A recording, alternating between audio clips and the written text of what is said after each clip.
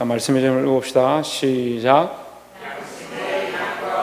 양심을 인한 것.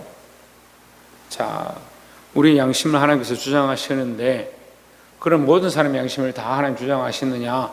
모든 사람의 양심을 다 주장합니다. 그런데 특별히 믿는 자의 마음은 연한 양심이 되어서 선한 양심이 되고, 이게 맑아서 하나님의 인도하신과 말씀을 잘 깨닫고 하나님 우리에게 인도하시는 바, 우리에게 원하시는 바를 밝히 알죠. 그런데 악한 사람들은 어떻느냐? 양심은 있지만 양심이 어두워지고, 심지어는 그 양심이 굳어져서 어떻게 되냐? 화인 맞은 양심. 사람의 간이요, 이게 구워버리고 나면 사람 몸에 다시 집어넣어서 회복시킬 수가 없어요. 그 구워진 것처럼 타버렸단 말이에요. 그 양심이 타버려서 양심의 역할을 못한다, 이런 뜻이에요. 여러분, 우리의 이 양심이 하나님 말씀 앞에서 바르게 서기를 소망합니다. 그럼 우리에게 이 조명하는 기구는 뭐냐? 양심이죠. 양심이 우리를 조명하고 있으니까 우리 양심대로 살면 되는데, 양심이 원하지 않는 대로 자꾸 행하는 거예요. 우리 예배 시간인데 자꾸 엉뚱한 짓 하고 돌아다녀요. 자기가 기분이 나쁘면 이거 어떻게 하면 내가 골탕을 먹일까? 그 사람 기분 나쁘게 만들까? 그런 생각들을 하고 살아요. 그럴 수도 있죠. 근데 그게 양심에 따른 거냐요. 우리의 양심은 하나님 주장하시라고 우리의 양심을 선하게 하나 앞에 내어드려야 돼요.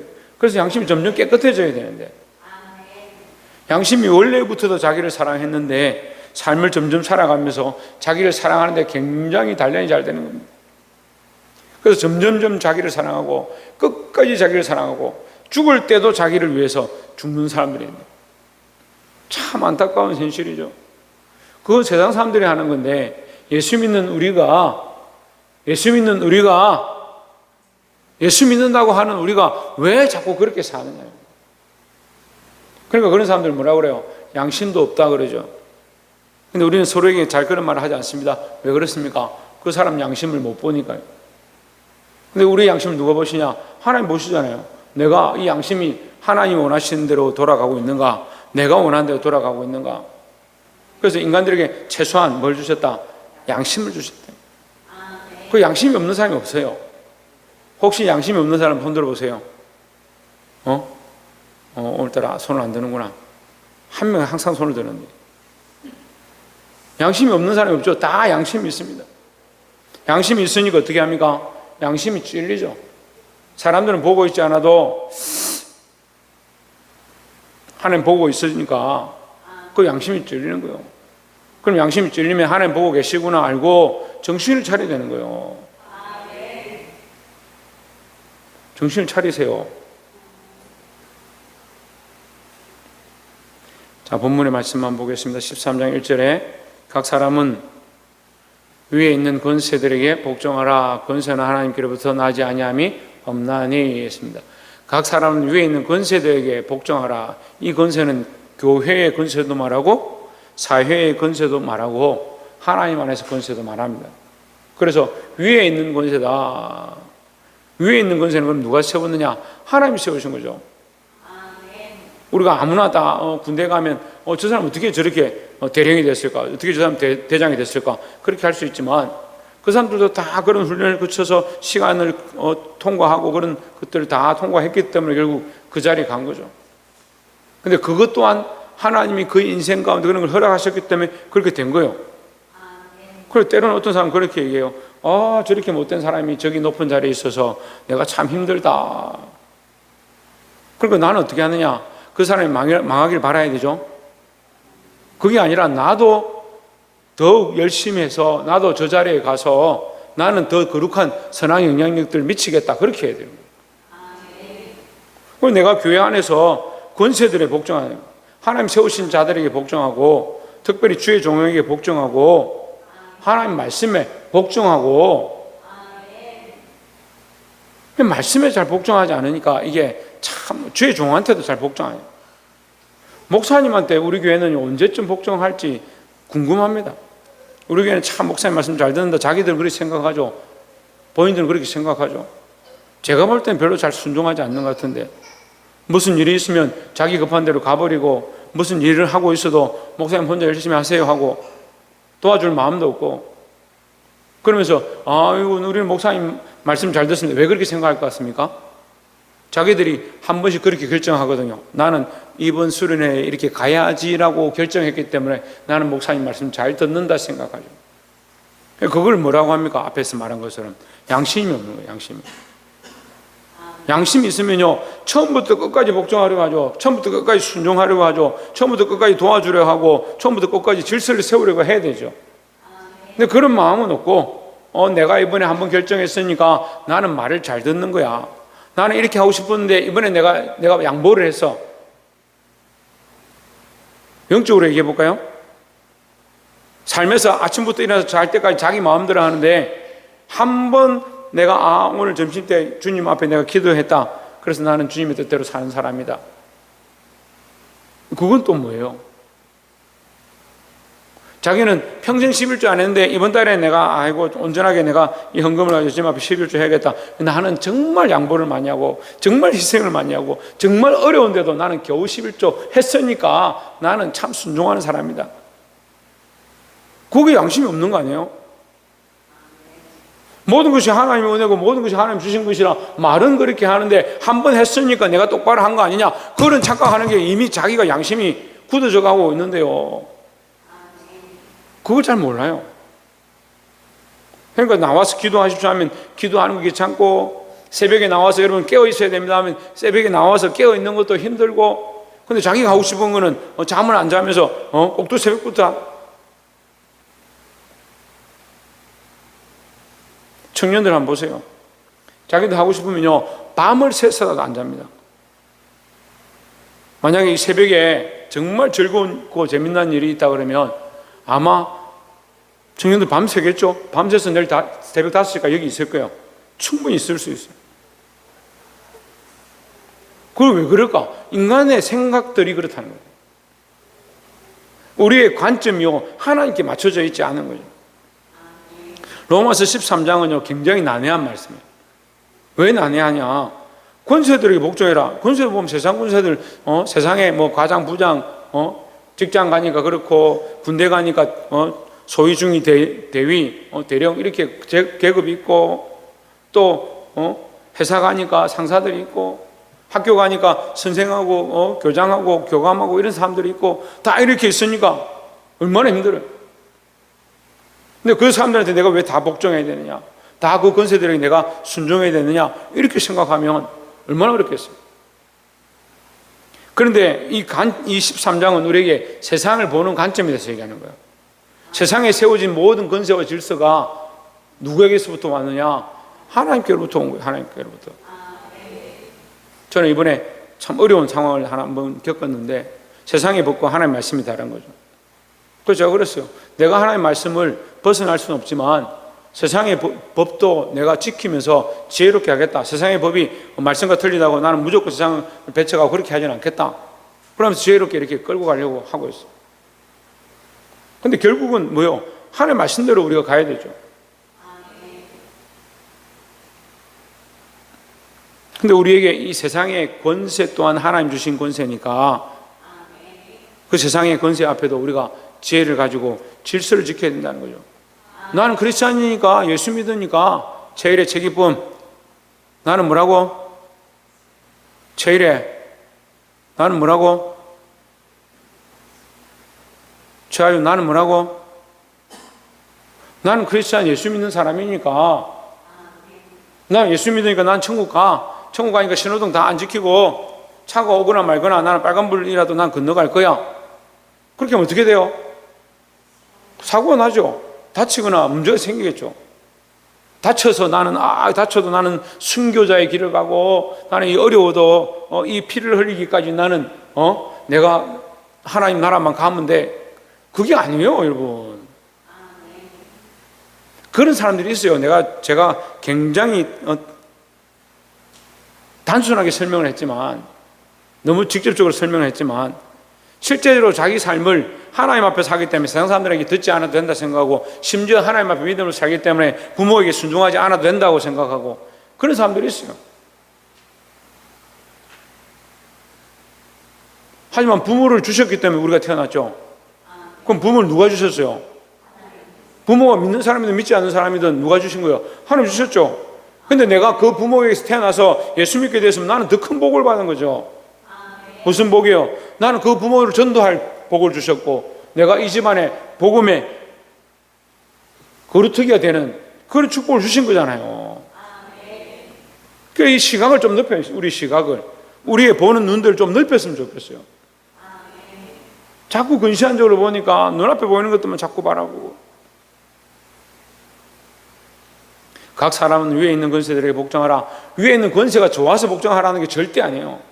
위에 있는 권세가 합법하고 바르고 잘생겼고 멋지기 때문에 복종하라, 아닙니다. 위에 있는 권세가 하나님으로부터 나지 않으면 세워질 수 없으니까 복종하라는 거죠. 그러면 또 한 가지 반대로 물어봅시다. 그럼 위에 있는 권세가 하나님을 떠나라 하면 떠납니까? 아니죠. 왜요? 위에 있는 권세를 하나님 세우셨으니까 이 권세보다 더 크신 이가 누구냐? 하나님이라는 거죠. 그러니까 우리는 사람을 기쁘게 하는 게 아니고 하나님을 기쁘시게 하는 거예요. 세운 질서는 우리가 따르지만, 따를 수밖에 없는 상황이라서 따를 수 있다 하더라도 우리는 여전히 누구를 더 두려워하느냐? 하나님을 두려워해야 되죠. 하나님을. 모든 권세는 다 하나님께서 정하신 바라 하나님께서 세우셨다 이 말이에요. 13장 1절에 그러므로 권세를 거스리는 자는 하나님의 명을 거스리니 거스르는 자들은 심판을 자취하리라. 심판이다 이렇게 표현하지만 다음 성경을 보면 칼이다, 매다 이렇게 표현하는 거예요. 그러니까 위에 세운 권세를 따르지 않으면 너희가 매를 맞았고, 너희가 위에 권세를 따르지 않으면 칼에 맞을 수 있다, 이제 이런 뜻을 말하는 겁니다. 그래서 우리 세상 권세를 따라야 하고, 또 하나님 세우신 권세를 특별히 더 따라야 하고, 직장에 가서 상사들의 말은 잘 듣는데 교회 와서 목사님 말을 안 듣는다, 그것도 웃긴 거예요. 하나님의 명을 거스름이니 하나님의 명령이 뭐요? 세상의 권세를 어떻게 하라? 따르라 하는 거예요. 순종하라 이 말이죠. 3절에 관원들은, 다스리는 자들은, 제 성경 관원이라 되는데 여러분 성경은 다스리는 자들이다. 선한 일에 대하여 두려움이 되지 않고 악한 일에 대하여 되나니, 내가 권세를 두려워하지 아니하려고. 이 무슨 말이냐면요, 네가 나쁜 일을 하면, 예를 들어서 경찰이라 합시다. 네가 나쁜 일을 하면 경찰이 무섭겠느냐, 너희가 착한 일을 하면 경찰이 무섭겠느냐, 이 말이요. 이걸 여러분 제가 굉장히 쉽게 설명해요. 여러분이 나쁜 일을 하면 경찰이 무서워 보이겠어요? 착한 일을 하면 경찰이 무서워 보이겠어요? 신호위반하면 경찰이 무섭겠어요? 신호위반하고 돌아섰는데 경찰이 거기 서 있어. 그럼 어떻게 했어요? 걱정이 되죠? 나 신호위반한 거 본 거 아니야? 근데 신호 잘 지키고 속도 잘 지키고 안전벨트 다 하고 아무 문제 없었습니다. 통과했습니다. 경찰이 있어요. 별로 두렵지 않겠죠? 물론 뭔가 잡을까 싶어 걱정은 되겠지만 두려움이 다르잖아요. 그 얘기를 하는 거예요. 너희가 선한 일을 하고 착한 일을 하고 바른 일을 하고 모범적인 일을 하고 있다면, 하나님의 말씀대로 살고 있다면 위에 있는 권세들을 두려워할 게 뭐냐? 그 사람들이 너희를 해하겠느냐? 하지만 너희가 악한 일을 하고 죄를 짓고 있다면, 회사 돈을 막 횡령하고 빼돌리고 있다, 그럼 어떻게 돼요? 나중에 사장 보면 무섭겠죠. 누가 무서워? 오네, 누가 무서워?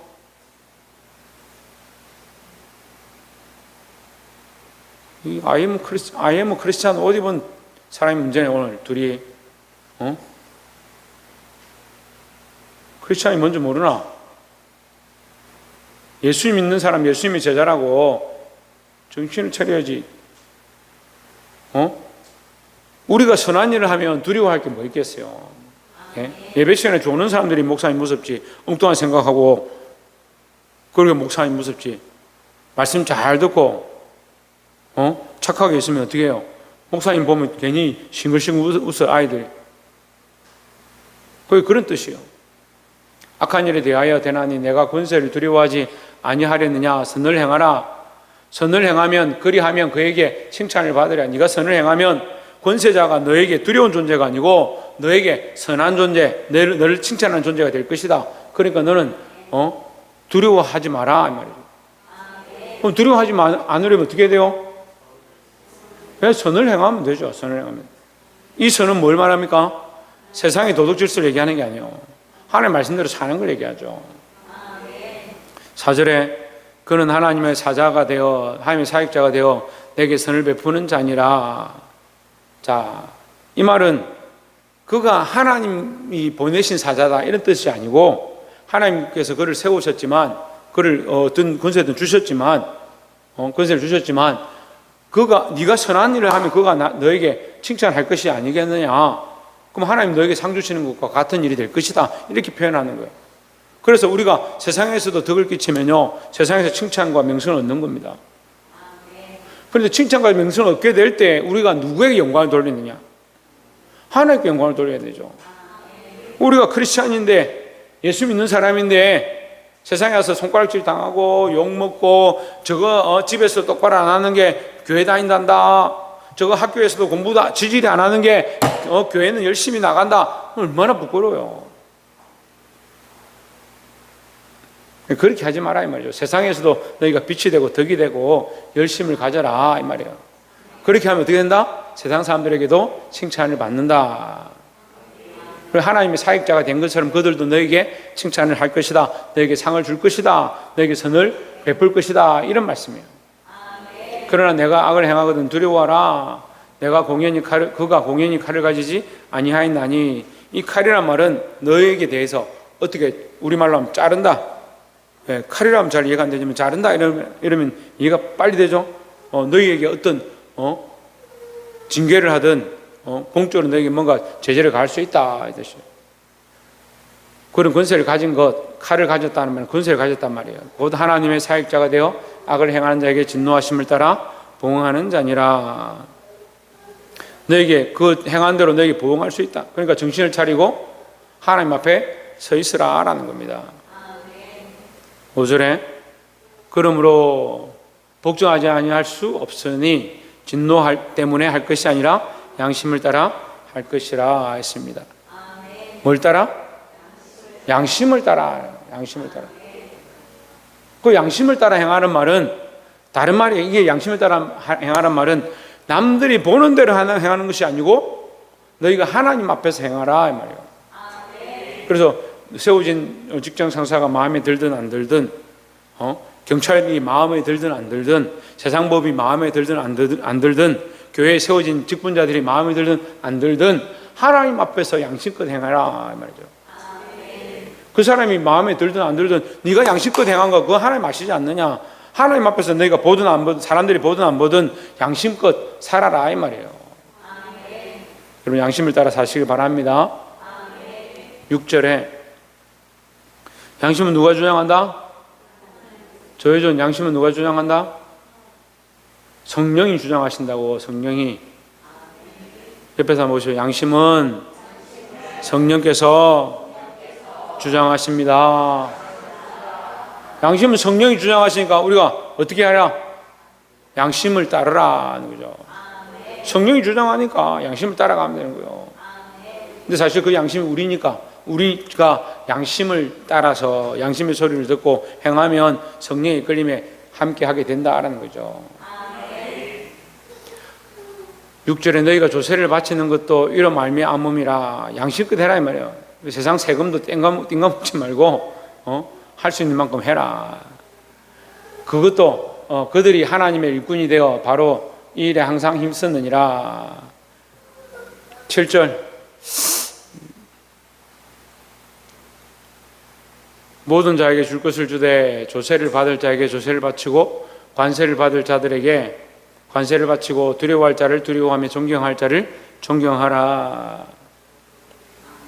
자, 이 말씀은 이제 앞에서 1절부터 7절까지 이제 다 한꺼번에 묶어서 얘기하는 거예요. 그러니까 앞에서 설명을 다 했죠. 우리가 양심껏 행하는데 어떻게 하느냐. 하나님 앞에서 행하는 것처럼 하고 세상의 권세에도 순종하고 복종한다는 거죠. 세상의 권세에 순종하고 복종하니까 어떻게 합니까? 세상 질서도 지키고 세금을 낼 것을 낸다 이 말이죠. 예수님도 다리를 건너는데 통행세를 내라 이렇게 하니까 베드로를 보내서 물고기에 가서 아니고 가서 바다에 가서 낚시를 해가지고 물고기를 잡아가지고 그 세금을 내죠.